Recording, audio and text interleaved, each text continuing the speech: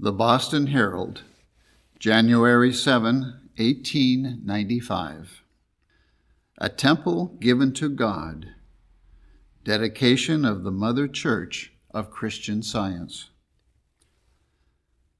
With simple ceremonies, 4 times repeated, in the presence of 4 different congregations, aggregating nearly 6,000 persons, the unique and costly edifice erected in Boston at Norway and Falmouth Streets as a home for the first Church of Christ Scientist and a testimonial to the discoverer and founder of Christian Science, Reverend Mary Baker Eddy, was yesterday dedicated to the worship of God.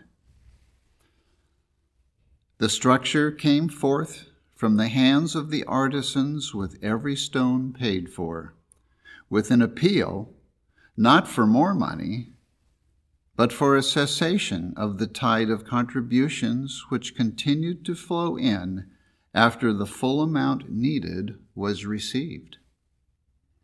From every state in the Union and from many lands, the love offerings of the disciples of Christian Science came to help erect this beautiful structure, and more than 4,000 of these contributors came to Boston from the far-off Pacific coast and the Gulf states and all the territory that lies between to view the new-built temple and to listen to the message sent them by the teacher they revere. From all New England, the members of the denomination gathered. New York sent its hundreds, and even from the distant states came parties of 40 and 50. The large auditorium, with its capacity for holding from 1,400 to 1,500 persons, was hopelessly incapable of receiving this vast throng, to say nothing of nearly 1,000 local believers. Hence, the service was repeated until all who wished had heard and seen, and each of the 4 vast congregations filled the church to repletion. At 7:30 a.m., the chimes in the great stone tower, which rises 126 feet above the earth, rung out their message of on-earth peace, goodwill toward men. Old familiar hymns, "All Hail the Power of Jesus' Name," and others such were chimed until the hour for the dedication service had come. At 9 a.m., the first congregation gathered. Before this service had closed, the large vestry room and the spacious lobbies and the sidewalks around the church were all filled with a waiting multitude. At 10:30 o'clock, another service began, and at noon still another. Then there was an intermission, and at 3 p.m. the service was repeated for the last time. There was scarcely even a minor variation in the exercises at any one of these services. At 10:30 a.m., however, the scene was rendered particularly interesting by the presence of several hundred children in the central pews. These were the little contributors to the building fund whose money was devoted to the Mother's Room, a superb apartment intended for the sole use of Mrs. Eddy. These children are known in the church as the Busy Bees, and each of them wore a white satin badge with a golden beehive stamped upon it, and beneath the beehive the words "Mother's Room" in gilt letters. The pulpit end of the auditorium was rich with the adornment of flowers.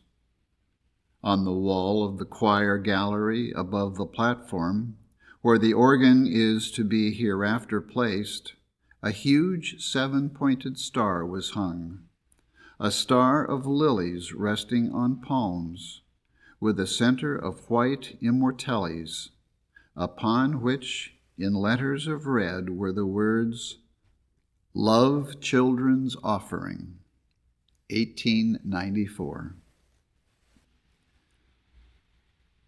In the choir and the steps of the platform were potted palms and ferns and Easter lilies. The desk was wreathed with ferns and pure white roses, fastened with a broad ribbon bow. On its right was a large basket of white carnations resting on a mat of palms, and on its left a vase filled with beautiful pink roses. 2 combined choirs, that of the First Church of Christ Scientist of New York and the choir of the Home Church, numbering 35 singers in all, led the singing under the direction, respectively, of Mr. Henry Lincoln Case and Miss Elsie Lincoln. Judge S.J. Hanna, editor of the Christian Science Journal, presided over the exercises. On the platform with him were Messrs.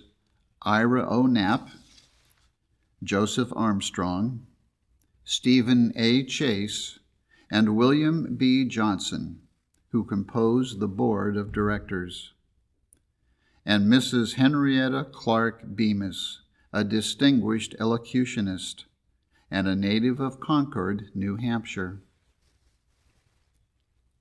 The utmost simplicity marked the exercises. After an organ voluntary, the hymn, Laus Deo, It Is Done, written by Mrs. Eddy for the cornerstone laying last spring, was sung by the congregation. Selections from the Scriptures and from Science and Health with Key to the Scriptures were read by Judge Hanna and Dr. Eddy. A few minutes of silent prayer came next, followed by the recitation of the Lord's Prayer, with its spiritual interpretation as given in the Christian Science textbook. The sermon prepared for the occasion by Mrs. Eddy, which was looked forward to as the chief feature of the dedication, was then read by Mrs. Bemis. Mrs. Eddy remained at her home in Concord, New Hampshire during the day because, as heretofore stated in the Herald, it is her custom to discourage among her followers that sort of personal worship which religious teachers so often receive. Before presenting the sermon, Mrs. Bemis read the following letter from a former pastor of the church. To Reverend Mary Baker Eddy. Dear teacher, leader, guide, Laus Deo, it is done. At last you begin to see the fruition of that you have worked, toiled, prayed for. The prayer in stone is accomplished. Across 2,000 miles of space, as mortal sense puts it, I send my hearty congratulations. You are fully occupied, but I thought you would willingly pause for an instant to receive this brief message of congratulation. Surely it marks an era in the blessed onward work of Christian Science. It is a most auspicious hour in your eventful career. While we all rejoice, yet the mother in Israel, alone of us all, comprehends its full significance. Yours lovingly, Lanson P. Norcross.